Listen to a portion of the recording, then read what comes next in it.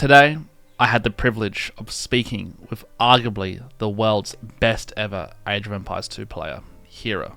Hera, a 25-year-old Canadian who now lives in Argentina, has been a dominant force in the Age of Empires 2 community.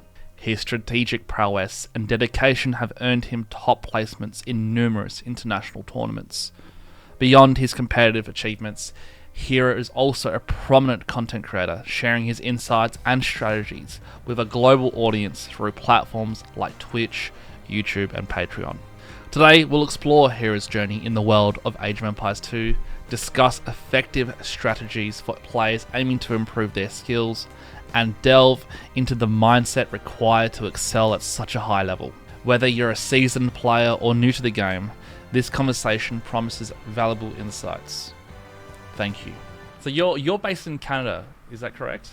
At the moment, I'm not. I'm currently in Argentina, but I was born and raised in Canada for about 22 years. Wait, so when did you move to Argentina? I moved about 2 or 3 years ago, or like 2.5 at this point, and been here ever since. I really like it down here. The weather's perfect for me. Yeah, I've heard beautiful things about Argentina. And there's a really famous song called "Don't Cry for Me, Argentina." I'm not sure. Have you heard that song before? I haven't. Okay. I'm not big into music, but I haven't. But I love it here from first-hand experience.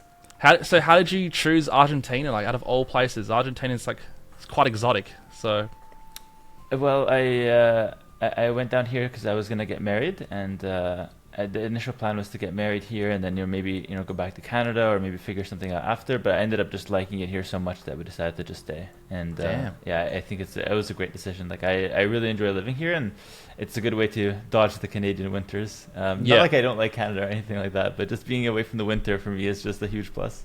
Yeah, I've been to Canada once. I spent New Year's Eve there, and it was very cold. It was the coldest I've ever. I think it was minus 17 degrees when I was there. And I've never felt such a cold, because obviously I'm from Australia, so it's very, like right now it's like 40 degrees. I'm trying not to sweat here, so you might not be able to tell, but I've had fans on all day. But I can imagine Argentina would be a tropical climate, wouldn't it? So you'd have that nice contrast between Canada and the tropical weather, right? Yeah, so like Argentina is quite big, so you have like certain places, especially far down the south, that are like glaciers, and you have places that are a bit more cold, you have places that are a bit more, hot. And it's a really big country, so it has a bunch of different areas that have different climates. I'm living in Buenos Aires, the capital, and it's a bit more like temperate here. Like it goes a little cool and a little hot, but usually not too hot and not too cool. Kind of just right in the center, and that's for me, it's perfect. So what's like the community like in Argentina for Age of Empires 2? Is there much of a community for Argentina? Oh, it's absolutely massive. Like just to give you context, I lived 22 years in Canada, and like I played AoE at a recognizable level for about 8 years, to where I had some following. I never got recognized once, right? I came to Argentina on the first day, unannounced, by the way. I got recognized in the first hotel I stayed. It was incredible. And then since then, I get recognized like regularly, like once a month. And I'm not a guy that goes out a lot. I don't announce when I go out. So it's just like random recognition in the street, like once a month. It's incredible. And, more than that. The first time it happened, was it weird? Like, did you go, what the hell? What's going on? Or were you kind of okay with it? Well, it was not weird, but I was caught off guard for sure, because I was not expecting that at all. And I always appreciate it, because the fans are always super enthusiastic. Like they're like, "Yo, like Hera, like big fan, love your videos. Can we take a picture?" And what I noticed is that the Argentinian fans are also very generous. If there's ever a time where they can they know they're gonna come meet me, they always come with a gift every single time. And I go to other countries, I go to LAN events. I'm not gonna say I almost never get gifts, but I rarely get gifts. Maybe one or two. And that's at a LAN event with hundreds of people. Here, just a few people, they always come with a gift, and it's always something about their culture. Yeah, they're very, very generous, very passionate. So I really appreciate them. Like the fans and the AoE2 scene down here is incredible. That's awesome. I never would have even thought about that. So that's really cool to hear. Because I was going to say, one of your strengths, I believe, from what I witnessed, is I have a friend, for example, today. I was mentioning today I'm going to interview this guy called Hera. He's really good at Age of Empires. And he's never played Age of Empires in his life. He's one of those rare kind of people who's never played. Never got the CD in the cereal box. I'm not sure. Did you guys have that in Canada? Where you? I didn't, but I know that you guys in Australia had it. Yeah, I know it's a big thing. Yeah, so we have a brand called Cocoa Pops, and every single kid ate Cocoa Pops. So every single kid in Australia had Age of Empires 1. Like, it was like a mandatory. Like, if you're a normal person, you had it. Like, it was kind of just it like kind of happened to you. It wasn't something you went for. It just happened to us all. It was really unusual, but it was cool. It was such a great game. Yeah. It was literally probably it was my first ever game, Age of Empires 1. So that was kind of the entry. But going back to so I showed my friend who didn't get the cereal box, bit of a weirdo. He didn't get the cereal box, and I showed him one of your clips. It's the clip where your opponent's building a wall, and you got a villager, and you snuck in, you built one of his, that one, and then you just came in with all the hussars and took over the base. That clip can be shown to anybody. You don't even need to know Age of Empires. That clip can be shown to anybody, and they'd appreciate it. So it was a good clip to choose. Well, that's exactly what happened. He watched that. He's never seen Age of Empires live, but he thought that was one of the coolest things he's ever seen. I'm like, yes, how good is this content? You see, it translates to everyone. So that's a great strength of yours, and I really do appreciate that. But I guess I've got a few questions for you, and I'm going to start off with the low elo kind of players. I know the low elo legends is like the famous term, and I thought, because let's be honest, most of your viewers are probably low elo legends. I don't know. That could be a big generalization, but I'm pretty sure most people aren't playing how you're playing. That makes sense. I would say that out of all the streamers, I probably have the viewers that are the highest level, just because I do like educational content and coaching. But just to be real, most people are playing it at a casual level. Especially the guys on YouTube. Most of them just play here and there, and they like to watch the content. So it's a very fair thing to say, and I always say there's nothing wrong with that. Play to have fun, play to enjoy it. AoE2 is great for everyone. Yeah, it is. It is definitely an interesting game. Actually, before I get into that, how did you discover Age of Empires 2? Or were you an Age of Empires 1 person and then moved into 2, or were you straight into 2? The story is actually kind of insane.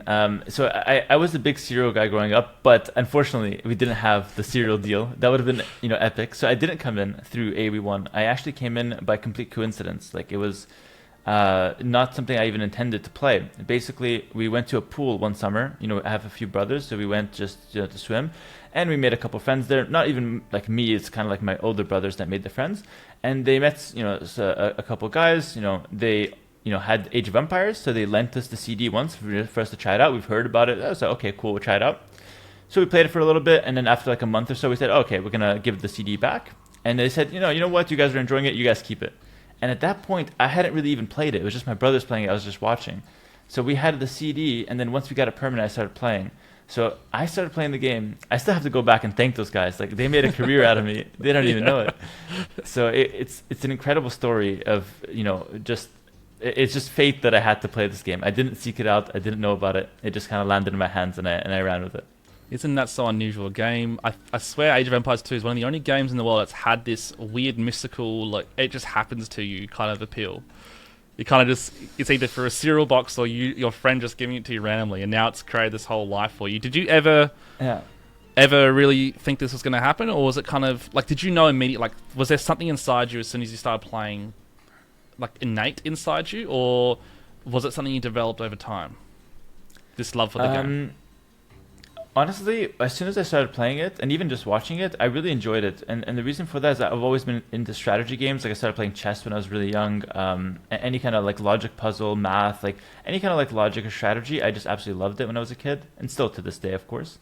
So when I looked at Age of Empires, I just loved how it felt. I understood it was a strategy game, but I also understood that it's like a lot more than that. It's a base builder. It was satisfying to play. It was relaxing, it was, nice to look at. Just had a lot of factors that kind of hooked me as a child.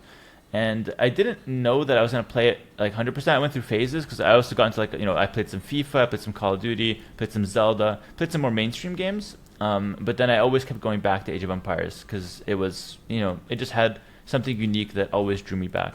Yeah, because it is one of those games, because chess is great. But chess never changes, right? Chess is chess, and it's just always the same. And I kind of like that. That's why I play Rocket League. That's my game, right, at the moment. And I like Rocket League because it never changes. It's like, it's just you and the ball and the car, and that's it. There's no one's here to save you. If you play badly, it's all on you. And chess, I feel, is like that. And I would say Age of Empires 2 is like that. The only difference is your civilization pick and the way your map kind of generates can have a big effect, right? But are you the type of player where, like, have you ever played a game, you saw the way the map generated, and you're like, damn, I'm stuffed? Or are you always like the players, like, no matter what the map generation, I will always excel? Yeah, so I think there obviously is some variance with the map gen, and I think that's one of the, that ties back to what you're saying earlier about like, there's some games that are always the same. I personally don't like that because I think that that leads to a lot of memorization. It leads to a lot of like the same thing, or like you kind of just like, situational luck, as far as who goes for what. I like the fact that there's always some random element to the game of Age of Empires because it kind of rewards more like strategic thinking and planning ahead. And it also has the element of like scouting. So you have to make on the fly decisions. You can't prepare something, memorize it, and then come show it. You have to like prepare an idea, see what you have, and then, work with that. And I love that aspect of the game. As far as me as a player, I never concede because of a map. I never feel like it's completely doomed. I think I still to this day believe there's always a chance. You just, Yeah. even if it's like 1 to 5%, if you're smart and you take it, you have that 1 to 5% chance, and you should go for it. Okay, good. I only tell my friends that because sometimes we get Black Forest map gens and we're like, "What is this? Why do they have 3 perfect lakes and we're just stuck? We've got no lakes.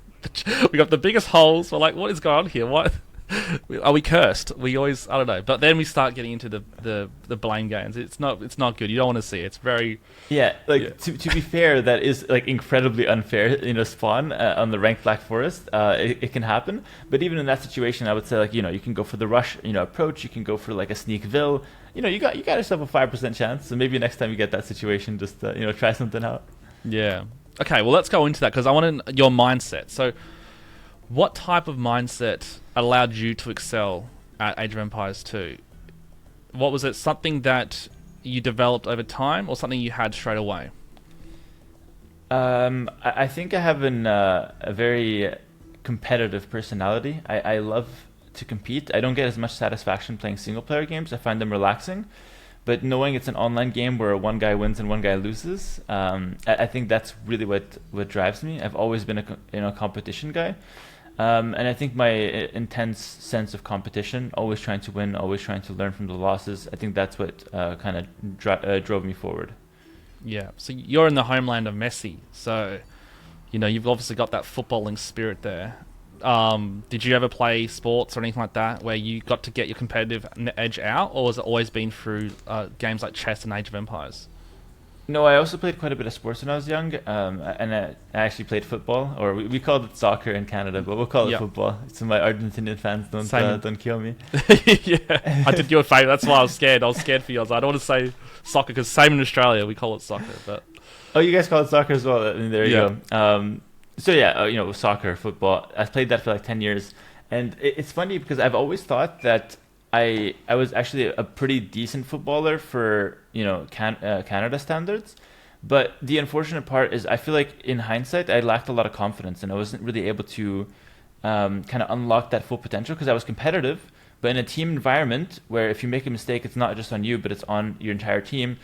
I was a bit more shy in that and a bit more like risk adverse because I didn't want to like let the whole team down, and so I feel like I never really got my full potential due to confidence issues. But when it came to gaming, I didn't have, and especially like 1v1 gaming, I didn't have that same feeling because I felt like I would take any risk and I would bear the consequences fully. And if that's the case, I knew that I can learn from any mistake I did, and I wouldn't have that intense feeling of guilt for making mistakes. So I think I could have excelled in sports, but the perfect environment for me personally was the gaming atmosphere, especially 1v1s.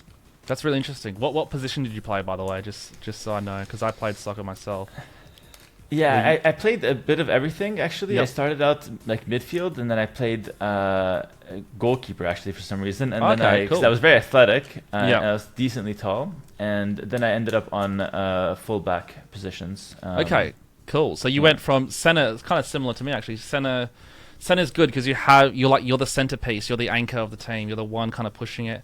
Goalkeeping's great because you're like looking at the whole, I could say the whole map, I guess, in a sense, and you're kind of directing orders at your teammates, and and then you're the last defense, like you are the last king, you're the king piece, and then defense is good because you get to just be brutal, and there's a tenacity with defending that your like competitive side, you have to like kind of rustle and tussle with a few people, so. Yeah, absolutely. And I could definitely see how soccer would have. Do you think soccer improved your like growing up playing soccer? Do you think that had a little translate into your Age of Empires ability in any way, or not really? Is that too far stretch?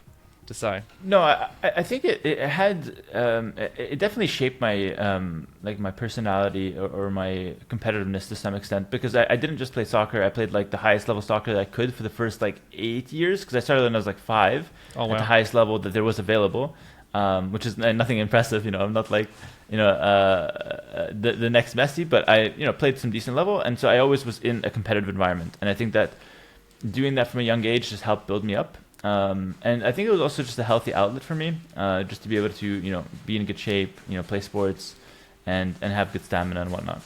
So going into setbacks then, because in soccer you lose games, in Age of Empires you lose games. I don't think you lose many games, from what I understand, but you do lose games. How do you handle the frustration of losing a game? Do you have something you fall back on, or is it like what takes over when that happens? That's probably been the biggest struggle for me over the years. So initially, I used to take losses very hard, and I used to get incredibly angry. Nowadays, I don't get as frustrated, and I think I've been able to handle losses a lot better. And I think the best way that I've learned to handle the losses is to try to take something away from it every time. See that the loss is more of something that you can learn from. Maybe it's more of a lesson, and if you were able to take something away from the game, then I would call it, it's actually a win in the long run. And whether what you learn is something mental or something like in the game, it's going to help you for the future. And I think that some of the most important tournaments that I've played were actually losses, and that helped shape me into the player I am today. So people talk about there's a balance between discipline and talent. How much do you think of your ability comes down to your natural ability versus the hard work you put into excelling at Age of Empires 2? Yeah, so I never considered myself like someone that's incredibly talented or anything like that. Like I got asked the other day, what my IQ is, as if it's something spectacular. But I never felt of myself that I'm like someone incredibly smart or someone incredibly talented. I think that I'm like just an average guy that is competitive and that really enjoyed playing games. And I think that more than talent, what I think pushes people forward is actually passion. I think doing something that you like to do and that you love to do, I think that that's really the recipe to success, because then you're not going to need someone to tell you to do it. You're going to want to do it yourself, and you're going to want to do it to the best of your ability. And I think that to get to number one in anything, you have to be borderline obsessed at some point. And I think that's certainly something that happened with me. Like I was obsessed with improving, and I just loved, like absolutely loved playing, to the point where I'd play a game in the morning, go to school, and think about the game the entire day. And, that level. Obviously, I was young. I didn't have anything going on in life, so this was completely fine for me. Yeah. But I think you need to have that like intense passion more so than talent. And when it comes to discipline, I just think that the discipline is also like it's really the passion that drives the discipline, because it's not something that I have to do, it's something that I want to do every day, and that just makes it so easy for me. So in regards to you're a passionate player, you love to win, so you're super competitive. How do you handle like high stakes tournament environments, or a game that it's going to be tough? Do you have like some sort of ritual? How soccer players have a ritual. They might listen to music before they go into the field, or especially in South America, that's quite a big thing. Do you have any like rituals or superstitions that you do, or how do you prepare for a high stakes environment? No superstitions. I feel like I'm more grounded in reality. I think I just like to calm myself down and focus on the task at hand. But I have one really cool trick that I learned over the years that I think it could be really helpful to other people in similar situations, which is to only focus on the task at hand and not what's at stake. Like for example, if you're telling me you're gonna play one game for $1 million and I'm focusing on the $1 million, I'd for sure get nervous. Everyone would get nervous because it's like life-changing money and it's only one game, so you feel like you have to perform.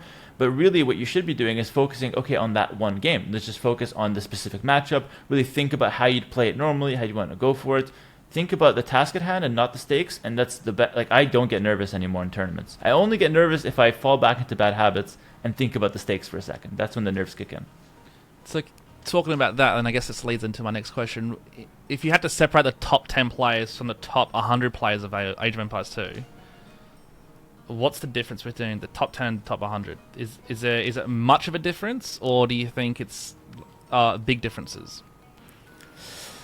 I think in the last like few years ago, I would say it's a very big difference. But in the last few years, the competition, we got more players in. The competitions kind of rose across the board. There's more like information out there, like guides and tutorials and whatnot. So there's more players competing at the higher levels. So I would say that nowadays it's not a huge difference between the top 10 and the top 100. But usually what the top 10 have as their advantage is that they're just way more experienced. So the top 100 guys would be able to compete in certain elements, especially in like the early game. But then as soon as there's a lot of decisions that have to be made, that's where really the experience comes in. And I think the AoE2 is a big game. Like experience plays a big role in the game, especially at the highest level. So I would say that's the biggest separating factor. And with that experience, like, are there things that almost like deja vu? There's things you've seen before happening almost in real time. And you're like, and you have a deja vu moment. I've seen this before, and you know how to counter it. Does that enter your mind, or are you handling every situation as its own unique kind of thing happening and unfolding? Oh, 100%. I get deja vus all the time. I get some weird ones where I feel like I've literally played this exact scenario, like unit for unit. Like that's like a bit weird. But then I also get situations where it's like a planned deja vu, where like I know like this matchup will take place, and then I've played it like 3 times before, and then it comes in the tournament. I'm like, yeah, I know exactly what to do. There's no chance of the opponent. I know what he's gonna do. I know what I'm gonna do, and I know that mine is winning. So like that kind of like planned deja vu is like perfect. As a competitor, when you have that happen, you feel so confident. But I definitely had both kinds of deja vus, and it's sometimes they're interesting and weird, and sometimes they're the sweet spot for you. Yeah, have you ever had a situation where you had a deja vu moment, something exactly the same was unfolding, and then it just somehow changed rapidly all of a sudden, and it was like a completely different scenario you've never seen before, and you're like, what just happened? Have you ever had that before, like a surprise almost? I've had that happen, certainly, because I remember certain positions where I'm like, okay, I've played this before, and then I was like, like this is going to happen, like this is kind of what happened last time. Like my memory is always a bit foggy when it comes to deja vus. Like it's hard to explain them, but then a couple minutes pass, and then just a different scenario unfolds. I'm like, okay, and never mind, I was tripping, Yeah, because I have that. I play indoor football still, or indoor soccer. Please, Argentina, leave me alone. And I swear there are moments in the game where like something exactly happens, and like this, it's almost like a supernatural experience. And I'm like, and then you go for that, and it doesn't happen. You're like, oh, okay, I was wrong. I just kind of tilted myself for no reason. But yeah, okay, let's move into this, because I feel like Age of Empires 2 is a game that kind of reflects life, right? And do you believe like strategy games like Age of Empires 2 and even chess reflects deeper truths about human nature, for example, and the way humans behave? Man, that's a deep question. I don't know if there's I'd probably have to think about that a lot more, but on the top of my head, I feel like I think it'd be a stretch to find that connection, but I'd probably have to just think about it a bit more to really come up with something there. Okay, cool. I was going to say, there's like, okay, maybe it's because I'm a low elo guy, right? I've never really had a point in my playing career where I've like been really confident to win every single game. Like this, like that innate, like I'm gonna win this no matter what. Sometimes when you get a roll, you feel unstoppable.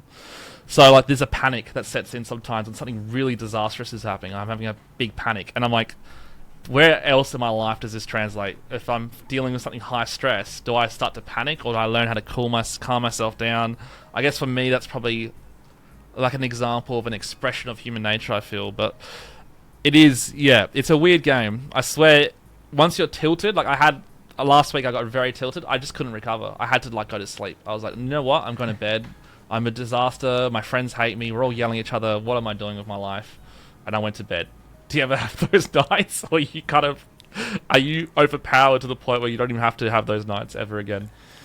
No, I can relate in gaming in general, because I think gaming does bring out those emotions sometimes that it's quite normal. I personally don't get those anymore with Age of Empires, just because the way I play the game now is really focused on either like hyper competitive situation, like tournaments with like international stage and big money, where I just can't let emotions get in the way, or I'm playing casual matches on stream, and letting emotions get that intense is just not really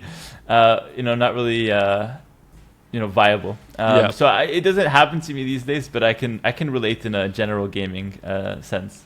So your competitiveness, do you think it's inherently a good thing, or do you think sometimes it can hold people back?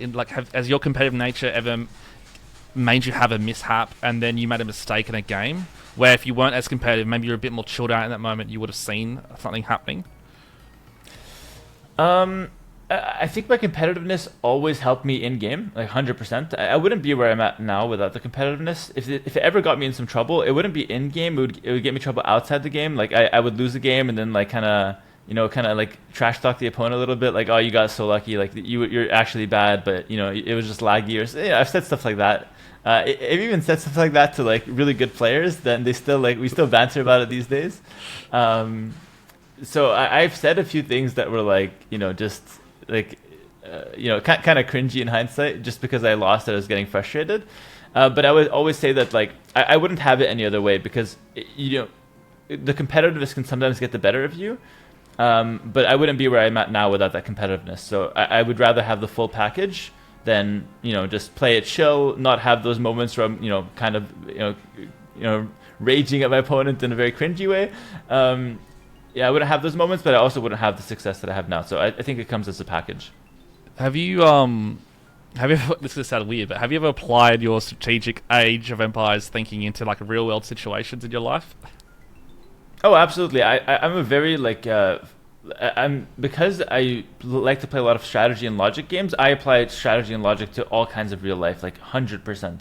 I see things like I try to see things, at least when I'm calm and collected, in the same way I'd see them in Age of Empires. Like it has to make sense. It has to be logical. It has to it has to just be a strategic choice. Things like that. I feel like I do a good job of seeing the world that way as well. And if you weren't a pro player, because you mentioned chess, you mentioned soccer, so I can feel inside you that there's like this, there could have been, you could have been the next Messi or the next Magnus Carlsen. If you weren't doing Age of Empires 2 as your career, what do you think you would have gone? Like, what pathway would you have taken, you reckon? Okay, as much as I wanted to be a pro soccer player growing up, that was unrealistic. The maximum I could have gotten with soccer is like the highest league amateur. Like that's the maximum I'm getting. Like even if I didn't have confidence issues, even if I was at the top, that's the maximum I'm getting most likely. Chess, same thing. Like highest level in my region, like in my city, maybe province, nothing more. So I was never really like a talent in those fields. More, I was just a pretty solid player. As far as what I would do if I was not a pro Age of Empires 2 player, I think I would try something in either a coaching department or something in a general streamer department, because I love playing games, I love teaching, but I don't like I had an idea to go as a math teacher at some point, but I don't really like going through the schooling system. I'm just not a fan of like schooling system and just school in general. I like coaching more people that have a passion for something. So I would do something like coaching related for gaming, or something streaming related, even if it's not at the pro level. Yeah. Did you, with your schooling experience, did you enjoy the way, because I had the similar experience, I felt school was kind of like, I just felt like they were trying to create almost factory workers, the way it wasn't very nuanced to understand what I really wanted. To be fair, my high school was a lot better, but my primary school was terrible in that experience. Did you have a bad experience at school, or did you kind of do well at school as well, and then kind of be like, okay, I'm glad that's done, it's time to move on? Well, I did like primary and high school, like primary, secondary, I did very well, just because I feel like I'm a decently smart guy that grasps things quickly. So with like very minimal studying, I was just getting like highest grades, especially in math. Like that was so easy for me. English and like the other like language oriented stuff, I was always like average at the class, or like a bit above. So for me, schooling was always easy. But it's really when I went to like the higher forms of education that I just felt like it was not for me, because mainly because I don't feel like what I'm doing is actually applicable to real life. Like a lot of the times I'm taking a course, right? And they're so hyper focused on theory. Like, you have to go, read up on, the certain topic. You have to go cite your sources when you're giving information. Nothing's coming from you. Nothing's coming in any form of like real world application. At least that's the experience I had with it. And I also didn't feel like I'm doing exactly what I want to be doing. I'm just kind of like, I have to take certain classes mandatory, and half the stuff I don't even care for. The other half is like not exactly what I want to do. So I'm kind of with you in the sense that like school kind of takes away your creativity and takes away your passion, and just kind of makes you into this not like mindless machine, but yeah, no, I get kind of like you just kind of fit in. You just average at what you do, and you're gonna be good at some 9-to-5 job. And I nothing about that excited me at all. Yeah, like a copy and paste type of mentality. And look, at the end of the day, if you're in that situation, it's fine. But if you are a person, I know your personality type seems to be someone who wants that freedom to do what they want to do and come from the heart, as in you're expressing your ability. Like in Age of Empires 2, it's kind of like, it's almost like you're playing a musical instrument in a sense. Like you're pressing all these buttons, like a piano almost, and you're expressing almost like music, but it's not music, it's pixels on a screen and it's moving. So there's that element of, that's probably why people ask you, like, what's your IQ level? Because, when you think of chess, Magnus Carlsen, people go, oh, he's got a high IQ. Music, you got Mozart. So I reckon people would automatically think, oh, Hera must have a high IQ because it kind of has that Mozart style of appeal. Do you ever feel that way, or have you actually ever got your IQ tested, or like? No, I never got it. No, I never got it like officially tested. I've taken a couple online IQ tests, and I always ranged like something like 120 or something like that, which is a bit above average. But I don't know if I trust those tests, anyways. I'm always like, I'm not like taking it super seriously. Where I had headset on, like I'm focused. Yeah. I'm just I just like to do it because it's a logic game. Like most of them are like logic puzzles anyway. So for me, it's fun. But going back to the schooling thing for a second, I don't think it's bad to like go. Like I don't think everyone should quit school and then figure something out. But what I will say is that try to explore some creative options and things that you're passionate about. And if there's ever a spark, then invest more time and take it at a slow step. I think going cold turkey, like I had a lot of friends growing up that I'm just gonna take a couple years off school and figure myself out, and then they spend it just chilling, literally all day, and that's horrible for you. Yeah, exactly. Like that's horrible for you. You're wasting prime years doing like nothing. So, find a passion. Stay in school as a backup plan, or like it still like kind of builds you up as a person anyway. It's not bad to you still get that social experience. Still get to like research different topics and whatnot. So it's still fine. So but I'm a guy that, just last thing quickly, I'm just a guy that thinks that passion-driven projects always succeed more than just something you have to do. Yeah, in terms of that, because you mentioned before, you play chess, Age of Empires 2, obviously. Did you ever get into shooting games? Like, did you ever try the CS:GO, the Valorants, the Fortnites? Were you ever into that kind of thing as well, or did you stay away from that? No, I love shooters as well. Like I play Fortnite now, but my favorite shooter of all time is Black Ops 1, and to some extent Modern Warfare 2 as well. For me, Black Ops 1 is such an insane game. I would play it today, literally all day, if there were servers that were like populated and that we can play. I would play it all day today. Oh wow! I think it's one of the. I love shooters. Yeah, I think it's because I think there's an element of strategy in shooters as well. It's not just like run and gun, which I enjoy. But I love Black Ops 1, and I also enjoy Fortnite nowadays. Yeah, Fortnite's a bit of fun. It is. Were you an old school Fortnite player, or you kind of get in later and when it was, season 6 plus? No, I got in for the first few seasons, not because I was hopping on a trend, because I usually don't hop on trends for whatever reason. I just try to avoid it. So I heard it's popular. I was like, I don't care for it. Then my friends started playing, and they're like, yo, it's actually really fun. So it's like, okay, I'll try it out, see what's popping, and ended up really liking it. So I'm not a builder these days because I'm washed, but I like to just play for fun. So do you think esports, in terms of, Fortnite had that moment where they had that big cup where, it was quite dramatic. It was in a stadium.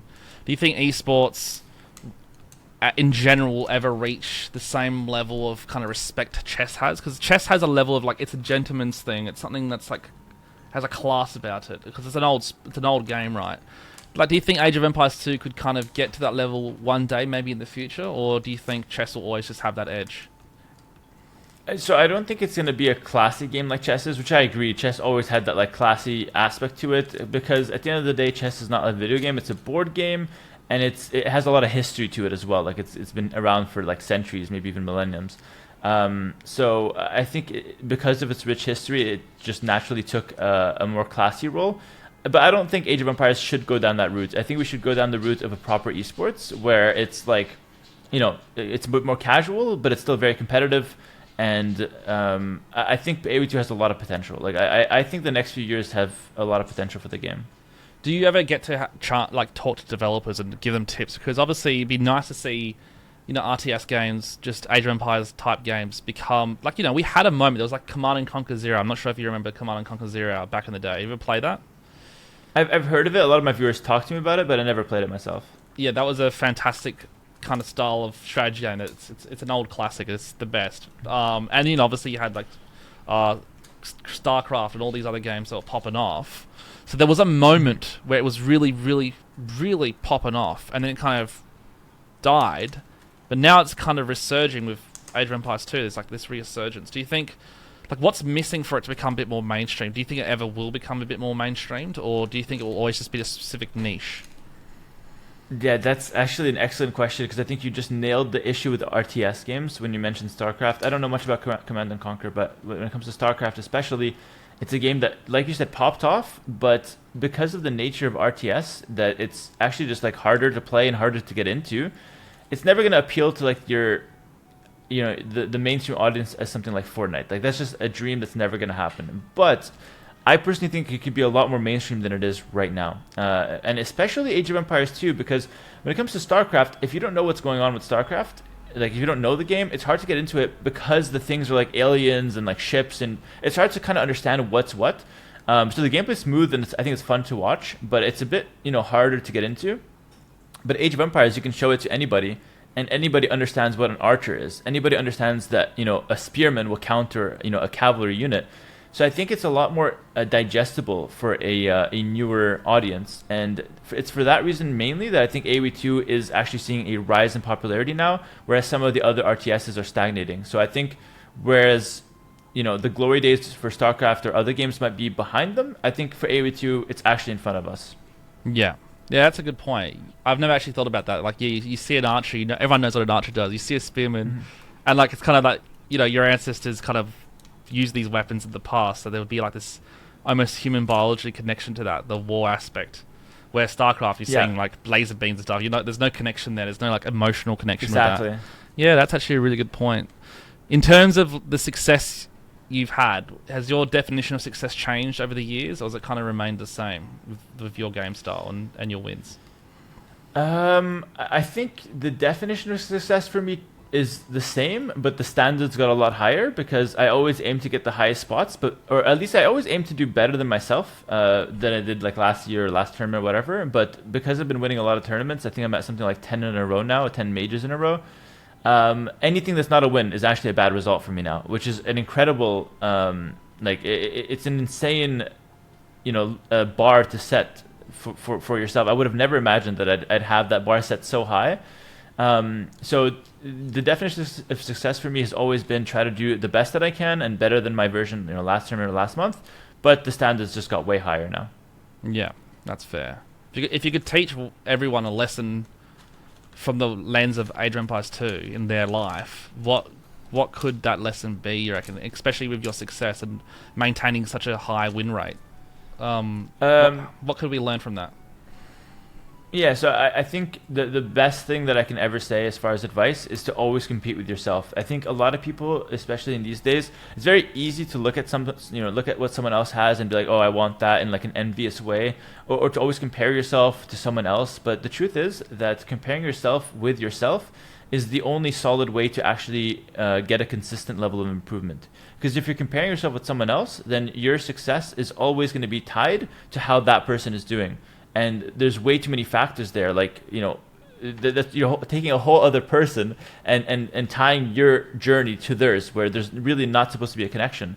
So I think that the best advice I can give is to always compare yourself with yourself. And that way you're able to generate a consistent growth that actually improves you as both a person and a player. And I think that can be applied to all aspects of life, like 100% across the board. Yeah. In your journey, was there ever a moment where you wanted to quit, and you just kept going, or did you just never have that thought come across your mind? I actually quit several times. I quit once because the game was a bit dead in a way. Like, there's not a lot of people playing, and I was frustrated because I was not like doing well in tournaments, and I couldn't find casual games to improve. Then I quit again because I was busy with other stuff in real life, and I played other games like League of Legends. And I think I quit a third time because of a very similar reason.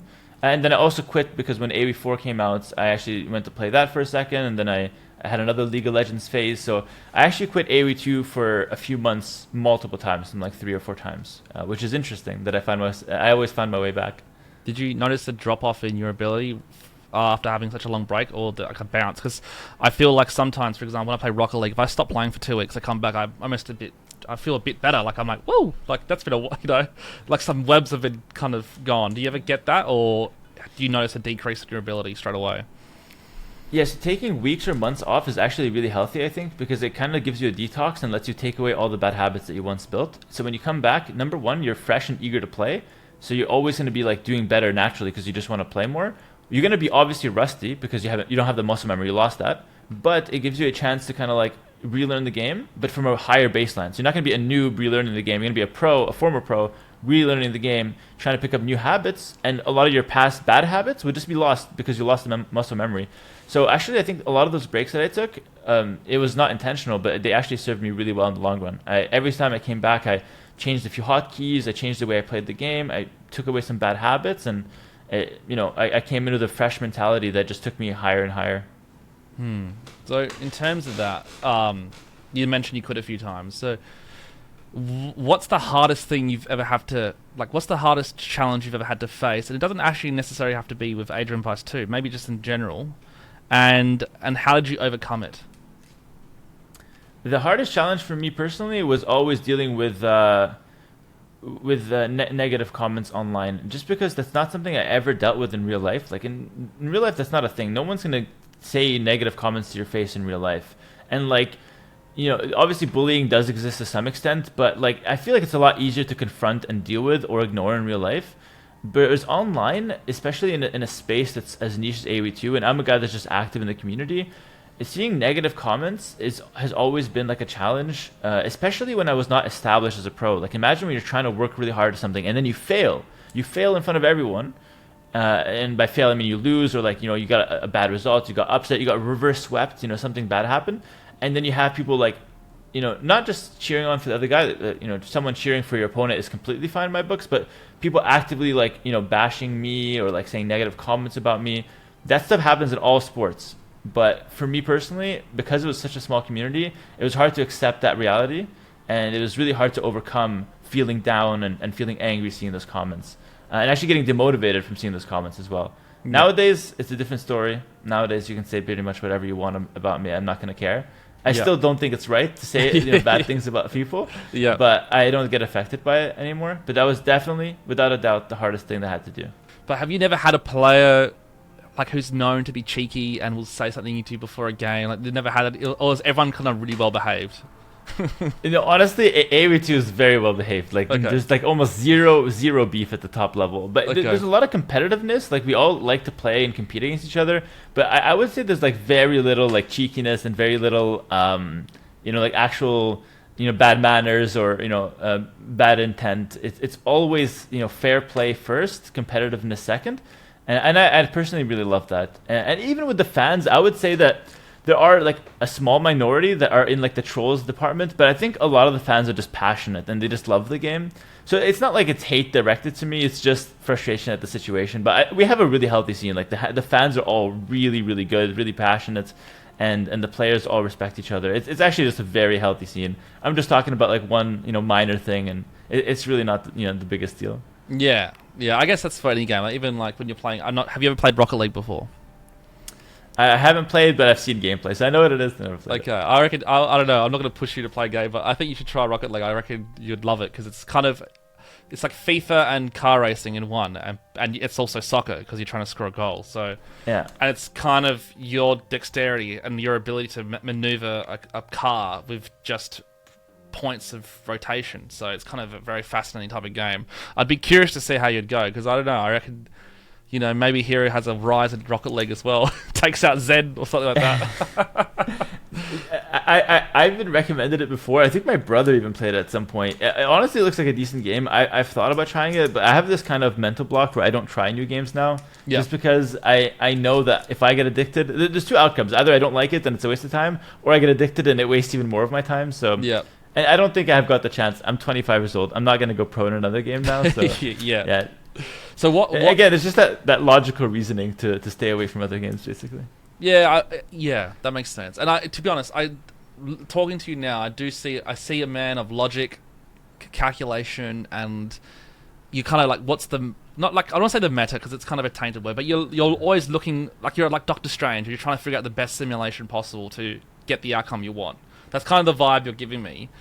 So outside of gaming, what truly makes you happy? Because I know gaming can bring a lot of joy in your life, but are there things outside your life that also bring you a tremendous amount of happiness? I mean, moving to Argentina, of course, would be a fantastic, it's a change of scenery. It's a complete, almost U-turn to your life in Canada.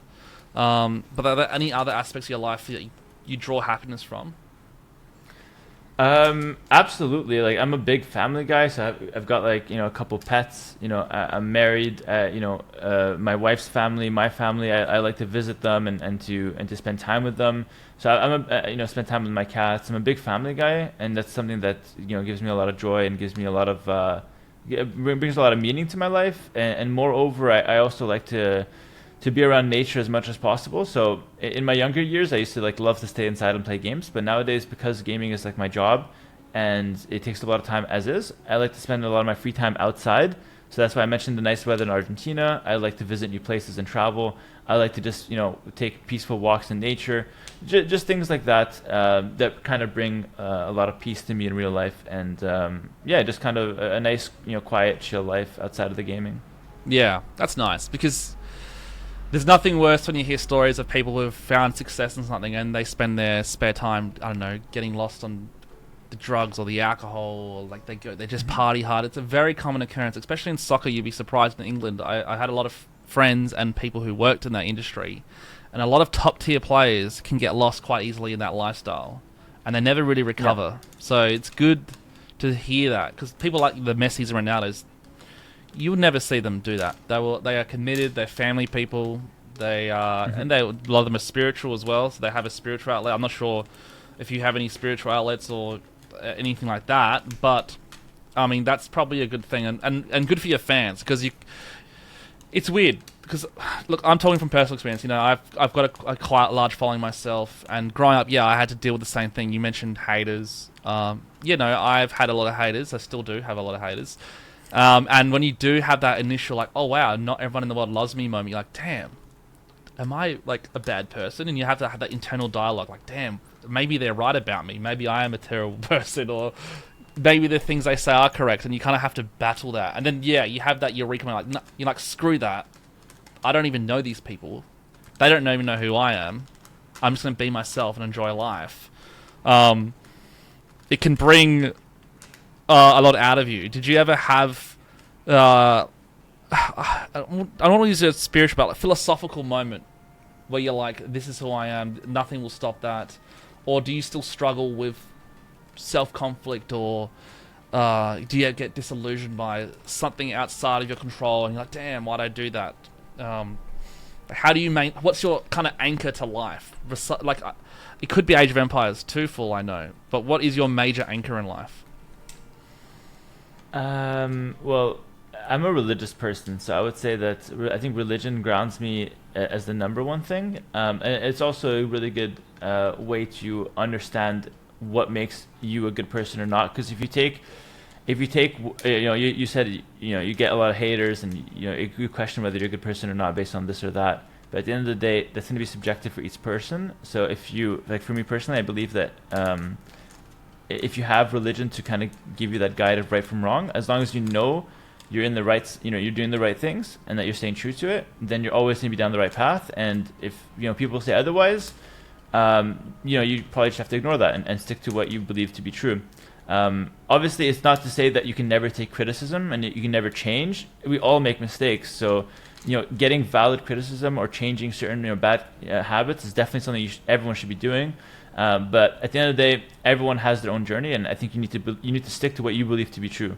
But you also have that responsibility to make sure that your beliefs are rooted into something correct, and not just following your desires or following something that's not actually logical. Yeah. Wow, that's a cool answer. Okay, let's get into a section that I'm sure a lot of the listeners will be, all the low elo legends are waiting for. I was going to do it at the start, but I was like, you know what? No, I want to hear about your life. I want to hear about your story. But for players around that, low elo, I don't even know what low elo is anymore. Like, I consider 900 to 1,000 low elo. Is that low elo in your eyes, or not really?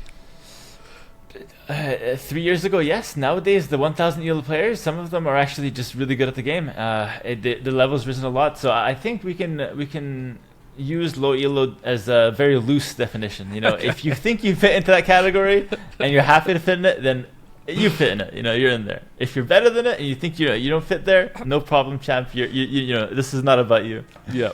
Well, if you had to sit, okay, this is actually I thought about this question kind of. If there was someone cloned you, right, and you're, I don't know, what age can you be to be competitive? Is there like a set age? 13, 14, 15, 16 before you can start? Age of Empires? Yeah. Yeah, it can be like 10. Oh, really? Okay. Because in Rocket League you have to be 16 plus, right? So, okay. So say you're 13, right? Yeah. You just found the game, and it's you. Someone's cloned you, and you found your clone, and you're like, you know what, clone? And your clone's terrible. Like, he's just started, right? Because he's a kid. Yeah. What steps would you give him to accelerate his ability to become a better player?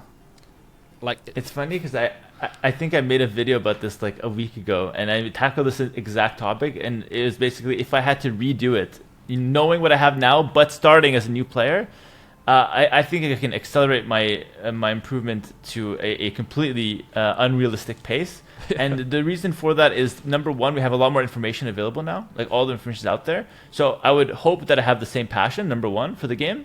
Number two, I would soak in information day and night. Anytime I have free time, I'd always be trying to soak information from the pro players. You always learn from the pro players first. Whoever's dominating the scene, you go straight to them and you learn from it. No point asking other people and getting bad ideas. Go straight to the pros, learn from them, watch how they play, watch what they say. If they're making guides, if they're putting out tutorials, go for those, all the better.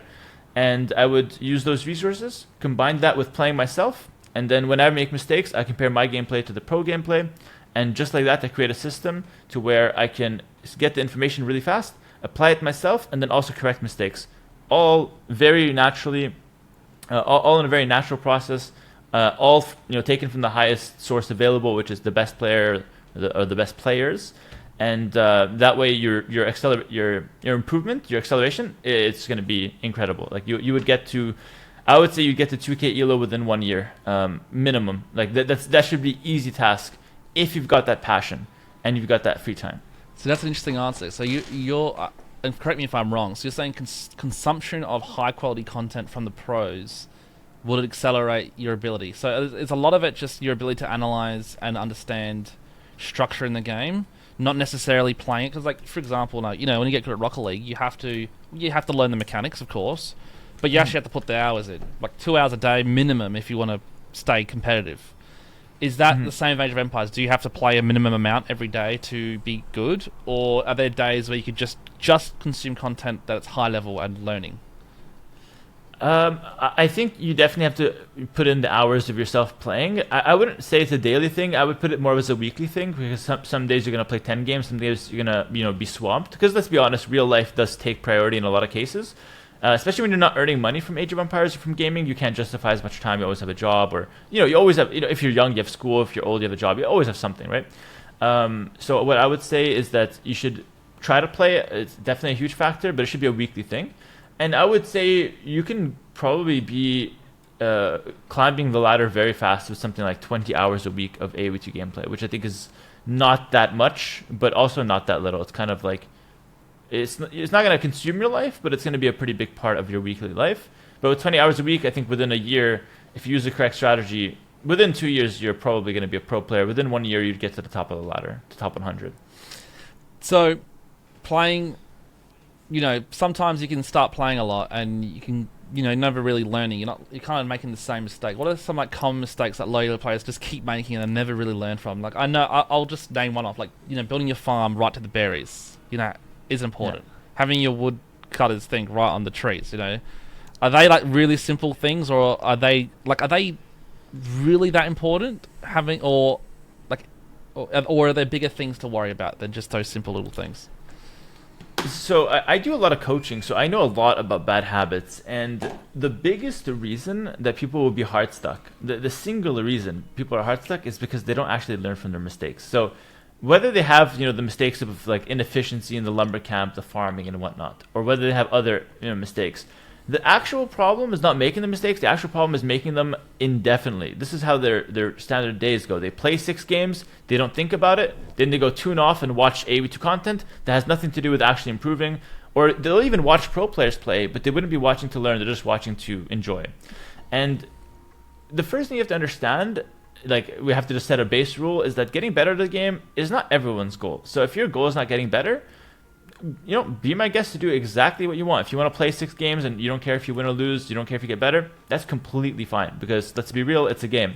Play it as you wish. But if your goal is to improve, and that's how your journey is looking like, you play 6 games, you're not even thinking, you win, you lose, it's coin flip, and then you go tune off and watch some other content of AoE2 and you don't soak in any information.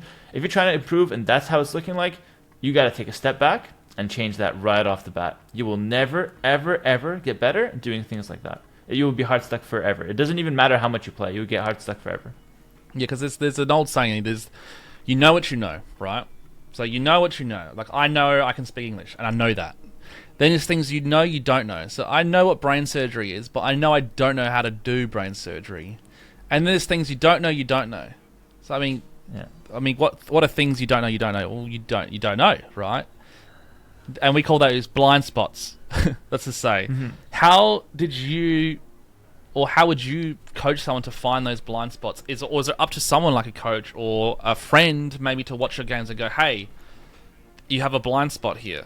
And you're like, oh, wow, what? Yeah. How did you figure that out? That's a really good point. That's a really good point. So for me personally, it came to comparing my gameplay to other pros. I didn't have any money growing up to spend on Age of Empires, so I had 0 coaching. But what I did have was I had access to other players. I'd somehow message them and try to get some answers. That helped a lot with that blind spot category. But otherwise, I would just compare my gameplay to other pros and then see, like, okay, what the hell is the difference? How come I'm not performing the same? And then try to find the blind spots myself. I think that's the 2 methods. But what I recommend to people, especially if they've got a little bit of money to invest, is if you're hard stuck and you want to get better, I would seek out coaching to try to get someone proper, someone at the top, to look at your game and tell you your bad habits, tell you where you need to go. And with just 1 or 2 sessions, you're going to be a completely different player, right? If you're not concerned about bad habits, I think that sticking with the method earlier about watching the content and playing yourself and taking a very analytical approach, I think that's a completely satisfactory approach, which costs 0 money. It's very good. Are there specific drills or training routines you recommend for getting better? For example, and I like to use examples because people like metaphors, right? Like in Rocket League right now, I'm using a method where I do 5 minutes in free play mode where it's just you and the ball and you run around, and then I will play 10 games straight. And that's my training. And then, I'll probably watch a video or 2 of a coach I found who's fantastic. And that's it. Is there something similar in Age of Empires 2? Is it as easy as that or not really? There are some drills that you can do that can train a specific part of your game, like quick walling drills, like microing drills, and unit control. There are a few things you can do. I have never been a big believer in that. I am more of a believer of playing games start to finish as they're meant to be played, and then focusing on the aspects in a gaming scenario, in a real game scenario that you want to improve on. I think that's a better way to improve in the correct setting, and it translates to an improvement in skill a lot quicker, in my opinion. Wow, that's interesting to hear you say, because I would assume, these are just assumptions by the way, so don't kill me everyone, that you seem like with your ability, especially your microing ability, that you like this guy who's done the same thing over 150 hours for straight. That's it. Just doing the exact same thing. Maybe it's killing your balls correctly or something. But what I'm getting is that no, you just played a lot of games, and over time those abilities kind of just manifested. Yeah, exactly that. I'm not a guy that's doing the same thing every day and really trying to maximize how he clicks the buttons fast and all that. I barely invest time on boring activities or repetitive activities like that. I would say almost never. I just play the game and I'm actively thinking about what I can do better, and if I do something one way, I'll try to do it a bit better next time, and that kind of builds me up as a player very naturally and in a fun way. So I love doing it. So in terms of build orders versus just reacting, let's say adaptive reacting, if you're a low legend or you just started, like we just found your clone, we're training him up to be even better, like the hero point 2, right? Would you say learn all your build orders and then try and use them, or just play adaptively and learn on the fly? So the first thing that you need to do is you need to learn the game itself. So you need to learn the units, you need to learn like the tax and just like how the game works in general, the resources, the very very basics, the skeleton of the game, and that just comes naturally by playing it. So I always recommend you play campaigns, you play against the AI, play with friends, just try to learn the game. Now once you learn the game, you know how it works, and you want to try to get better. That's when the first step is build orders, because a lot of people what they say is, oh, I don't believe in build orders, I don't want to memorize something. It feels very robotic, but that's not what a build order is. Everyone does a build order. Like your builds have to go somewhere. You know what I mean? Start of the game, your build has to go somewhere. It has to go to wood, to gold, to stone. You can decide where it goes. But even if you're not following a build order, you're still making your own build order on the spot. It's just horrible. Yeah. So what I say is you should follow a build order, and that's the main thing I provide for my my fans and my supporters. I provide them pro build orders that I use that explains to them exactly where the villagers go for the first like 10 minutes. But it's not in a robotic way. They're not memorizing it and then doing it. They're just using it as a rubric so they can understand what's the best way to develop quickly in the early game. And then I also give them information like why this is good and how you can follow it up after the initial 10 minutes, 10, 15 minutes, to then carry the game in a bunch of different directions based on the situation. So the build order ends up being a strategy guide rather than a robotic memorize and execute, memorize and execute. That's not how I play the game, and that's not how I teach the game. Okay. And in terms of it's not really to do with low legends, but a lot of low legends, like they'd watch your content, they'll watch T90. Do you know have you watched Asmongold before? Or do you know? Yeah, I know who he is. Asmongold. You've got the XQCs, like they're really popular, kind of celebrity type. I mean, they're not really pro gamers as such. Some of them are. Like you got the Necros now, who's doing Spider-Man on Marvel Rivals. I'm not sure if you're, I'm saying I know you don't want to play other games, but Marvel Rivals is popping off right now, right? I heard about it. Yeah. Yeah, and it's a lot of fun. But there's an element of you can get washed away in all the content. Do you ever get washed away in that content? Or are you just only hyper-focused on Age of Empires 2? Or do you just do you entertain yourself by watching these people, or you kind of avoid them? I don't think that the current streaming scene at the top is very entertaining. I think that for whatever reason, these people that are not necessarily talented nor charismatic have somehow amassed a very big following. Yeah. I don't mean to sound as a hater or anything, but I honestly... I just don't understand why so many people watch them. I know who they are. I watch them. Like I've clicked on their channel and I've clicked away almost instantly. I don't find them entertaining. I don't find it interesting, and I certainly don't find it inspiring. Yeah. So I don't get sucked into any mainstream content just because I just don't think it's interesting. There's a couple creators that do cool stuff, I'll admit, every now and then for sure. Yeah. But a lot of the creators at the top, I honestly just don't like their content too much. Yeah, because that's the thing of Age of Empires 2, especially Low Legends, the distractions. You want to play, but then you get distracted by a video. So then, what kind of content do you consume then that you feel like is of the tier that you would appreciate? Is there like podcasts or, I like content that's well presented, either like well thought up. Well presented, something that's interesting, thought-provoking, or at the very least entertaining. But my entertainment has to be intelligent entertainment. I don't like brain rot where it's just things moving fast, silly humor, things that I don't know. It needs to be like some kind of intelligent joke behind it, or some kind of like interesting element for me to find it enjoyable. Like one thing I find enjoyable is watching someone speedrun a game. This is not something that a lot of people would enjoy, but I love seeing like a commented speedrun where they tell me like this certain tactics. It's a game that I played in my childhood that I know about. I find that very enjoyable, and I can watch that for a couple hours on the side while doing other work. Or I can watch certain like commentaries and whatnot about real world affairs and whatnot.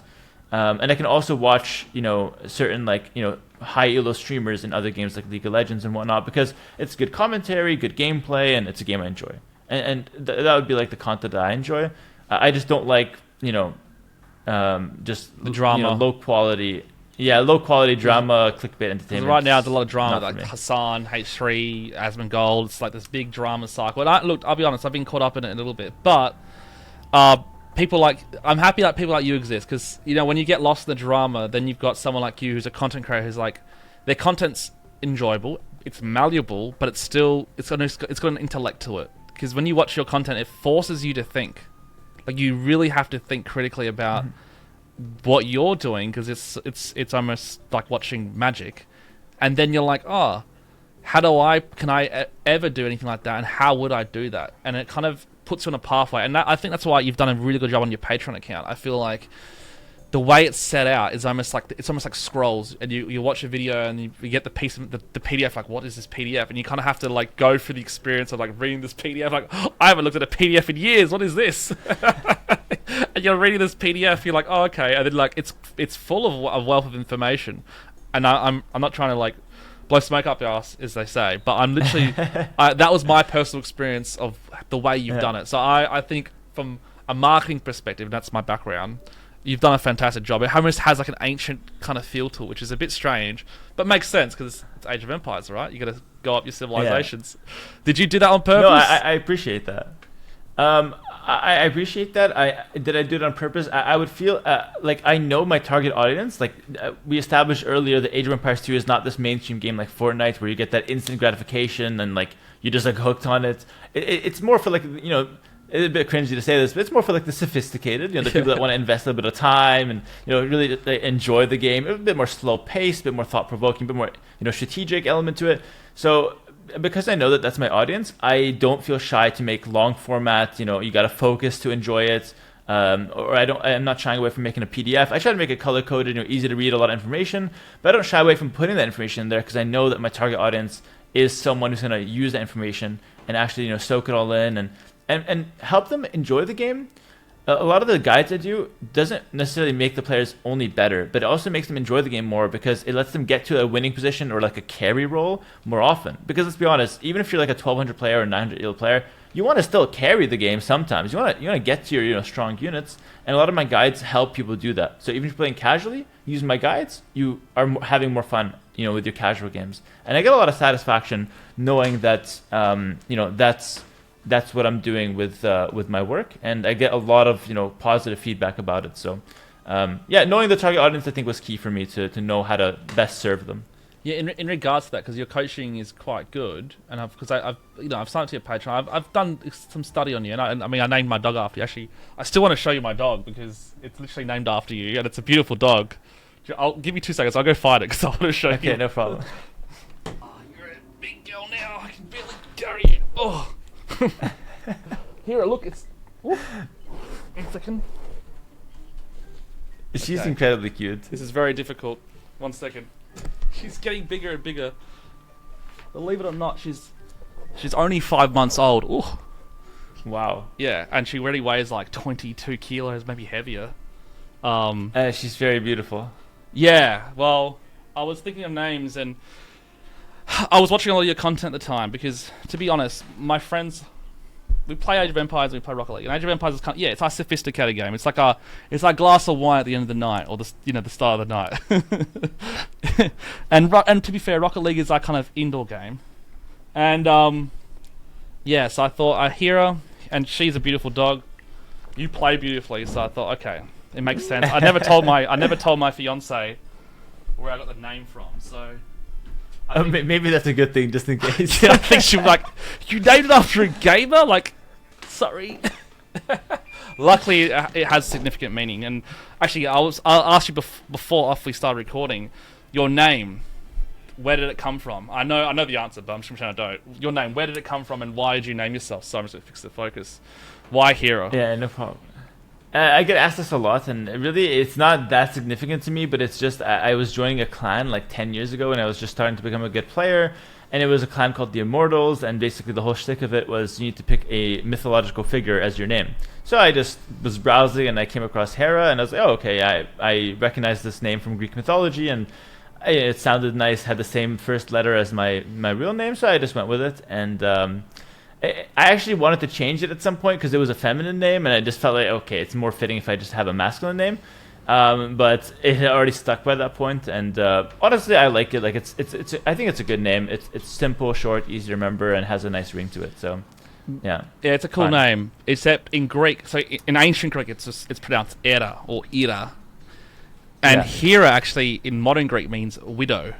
So Oh, interesting. when I called my dog Widow, because I'm from Greek, I'm a Greek background kind of guy, by the way. That's hence okay. the Greek flag, and so my ethnicity is Greek. So when I told everyone my dog's name, all my Greek friends were like, what the fuck? Like, why did you call your dog Widow? I was like, no, it's Ida, like the ancient Greek goddess. But to be fair, Interesting. she is feminine, but she's also a badass. Like she's a very jealous. She's a sister and the wife of Zeus, so she's very jealous, and she will literally kill anyone that kind of gets in the way of Zeus. So she's not just like this softie. She will come for you. And I'm not sure if you've seen Okay. the Hercules Disney movie. She's quite... She's strategic, let's just say. Okay. So the name is fitting. Like, don't mess with Hera, basically. I didn't dive too deep into the mythology, but I'm happy it's a fitting name. No, you did a good job. Okay, well, I'm honoured to have this chat with you, and I appreciate this. I'm not sure, have you done many podcasts before I let you go? I've done a few, but mostly from within the Age of Empires 2 scene. Okay. And I was really happy to accept yours. Number one, because you named your dog after me. So I felt like, okay, this guy, at the very least, I could have a chat with him. But also because I just appreciate someone from like a gaming background that also plays AoE2 that wanted to, have me on the podcast. I'm actually very grateful for the opportunity and very happy to share some of my experience and hopefully spread the word of AoE2, and spread the, what I consider to be one of the best games ever. To some of your audience who might not have heard of it, and to welcome them to our game and to at least check it out. No, I appreciate that, and yeah, that's like the majority of the reason why I reached out in the first place. Because I feel like, yeah, my audience does lie. I don't want to be too egotistical here, but I feel like my audience is more in that sophisticated, critical thinkers, contrarian style, conservative, traditional, maybe you could even say, and they would appreciate someone like you a lot more because, look, Australia's a great country, but we have a lot of people here love watching reality TV shows and like that TikTok kind of rot brain, brain rot kind of stuff. So even if I can have 1% of my audience discover who you are, then that's a dream come true because there's a lot to take from Age of Empires 2. It's a fantastic game, and there's a reason why it's survived for more than 2 decades now, right? So it is, and I feel like, yeah, you're right. It's going to keep growing. It might not grow as fast as any other game, but it doesn't need to be that. It doesn't need to be this. It doesn't need to be the biggest game. It can just be a game that. And to be honest, I think it does have a level of class to it, as long as they keep it to the way it is. They don't try and... You never know with developers. They can change things like that. But I have a funny feeling that the Age of Empires community is so powerful and so in touch with its game. They won't do changes to mess it up. I'm not sure if you feel the same way, but... Absolutely. The developers are players of the game. They love the game. They're so passionate about it. They actually... Like a lot of the people working on the game are people that became or that were fans doing side projects for fun on the game, like modding and whatnot, that became official workers for Microsoft. So, the game's not going anywhere. It's not changing in a drastic way, only for the better. It gets balance updates and whatnot, DLCs, but only once again for the better. Our community is ever, very strong and ever so slightly, getting better at a consistent pace, which is getting bigger and better. So it's exciting times ahead, and it's a growth that I'm proud of. And I'm glad to hear that, and I'm glad to have someone like you at the top. But this is my final question, and this is going to be it's a unique one. If today you played your last game of Age of Empires 2, what would you want people to remember you for? That's a good question. I would want people to remember me for my... I think I'd want people to remember me for my rise to the top and my consistency. If there's one thing I think that I'm proud of in a gaming, in my AoE2 journey, it's my consistency. I think that's something that it's easy to make it once, or it's not easy, but it's one thing to make it once and to get your one big win, and I think it's way more challenging to stay at the top for a long period of time in a consistent manner that I've managed. So that's the one thing I'm most proud of, and that's the one thing I'd want people to remember me for. Fantastic. And I'll just say, I'll leave you one message, and my message to you is, don't underestimate your power in terms of the effect you have on others. I know for a fact that there'd be thousands of people out there who watch you, maybe even more, to have not just been inspired or motivated to keep going in their own life, but you would anchor them in in some sort of way. Keep them on track to become better versions of themselves. And I feel like it's not being said enough, and there's never an opportunity for someone who's not a pro to tell a pro, hey, you do have a direct impact on people's lives, a huge impact. Never downplay it, even if you save one person's life. Like I have a story. One time I made someone smile, and it basically saved them from getting a degree. A smile can change someone's life, let alone the content you create, let alone the games you play. So never underestimate that. Never let anyone else tell you otherwise. You're having a huge impact on the world, and it ripples through across the entire world. And I know that sounds cringe and ridiculous, but it really does, Hera. You really got to remember that. And yeah, congratulations on all your success, and it's been an absolute honor. Please don't be a stranger. I would love to have you back on again, and we could talk about more things. Look, I'm not here to be like the AoE2. I'm not an expert at AoE2. Okay, I'm just a guy from Australia, Greek background, white dog. I'm here to just kind of be the guy you can have a chit chat, and I'd love to explore other aspects of your life one day if you're willing and open to that. Philosophy, politics, whatever it is. If you ever want to go there, let me know. But if not, that's completely fine. I thank you so much for giving me this time, and yeah, if you guys are interested, please check out his coaching stuff, and make sure you follow him. But yeah, any final messages for you, Hera? Well, firstly, I just want to say thank you very much for the kind words. I really appreciate that, and I definitely echo what you said about my position as a streamer. It's not something I imagined I'd have that much of an impact, but I do get some messages every now and then about people genuinely like happy and my content got them through very dark phases. So I definitely know that that's a real thing, and something that gives me a lot of fulfillment in life, knowing that I'm not just playing a game, but I'm also helping people out that need it and that don't find help elsewhere. So I appreciate all the people listening to this podcast from your channel. I appreciate all the people listening from my channel as well. Hope everyone enjoyed it. Hopefully you guys found it interesting and fun. And I wish you guys all the best in your endeavors. Thank you.